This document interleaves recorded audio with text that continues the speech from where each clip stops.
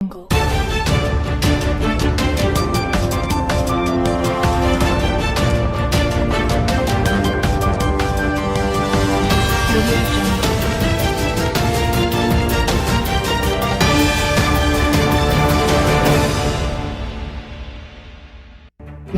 हिंदू धर्म के सबसे बड़े ध्वजवाहक हैं शंकराचार्य जी, अगर वो स्नान नहीं करने के लिए पाते हैं या काशी में तमाम पुरातात्विक महत्व की मूर्तियां तोड़ी जाती हैं, तो हिंदू धर्म का कोई भी व्यक्ति जो हिंदू धर्म को मानता है वो सवाल तो पूछेगा।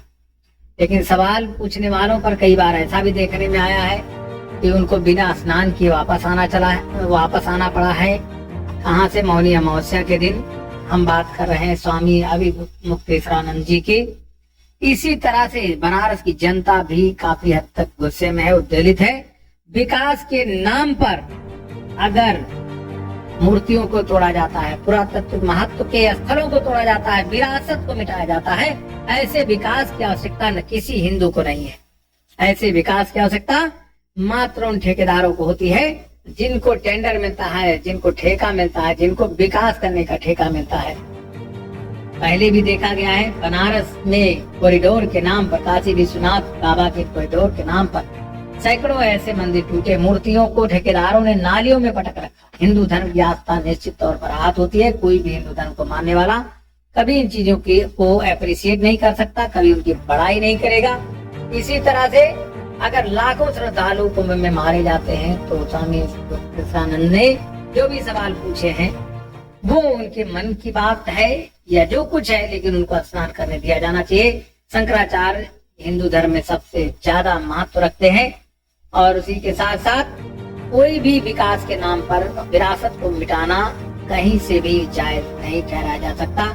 कोई भी सरकार हो, कम से कम वो सरकार जो हिंदुत्व की रक्षा, हिंदुत्व को आगे बढ़ाने और हिंदुओं के विकास, हिंदुओं के परचम लहराने की बात करते हैं, उससे तो उम्मीद कतई नहीं की जा सकती। तो निवेदन है, आशा है कि ऐसा आगे से नहीं होगा। ठेकेदारों के लिए और जिनको पैसे कमाने उनके लिए विकास के नाम पर कभी हमारी धरोहर को नहीं मिटाया जाएगा। सदियों पुरानी, बरसों पुरानी, ये हजारों वर्ष पुरानी जो हमारी धरोहर है उसको किसी कीमत पर किसी को मिटाने की इजाजत नहीं दी जा सकती। अगर हम लोगों ने अगर किसी को सत्ता पर बिठाया है तो उसे हिंदू धर्म की रक्षा को आगे बढ़ाने का काम करना ही होगा, नहीं तो वो भी कोई भी यहाँ परमानेंट नहीं है। आज सत्ता रहेगी, कल जाएगी। सब लोगों को अपना अपना कर किए हुए गुनाहों की सजा भुगतनी पड़ेगी। अगर प्रधानमंत्री जी हनुमान जी को पतंग बनाकर उड़ाते हैं, अगर प्रभु श्री राम को छोटा बनाकर उंगली पकड़ाते हैं, तो ये भी हिंदू धर्म की आस्था को कहीं न कहीं आहत करता है।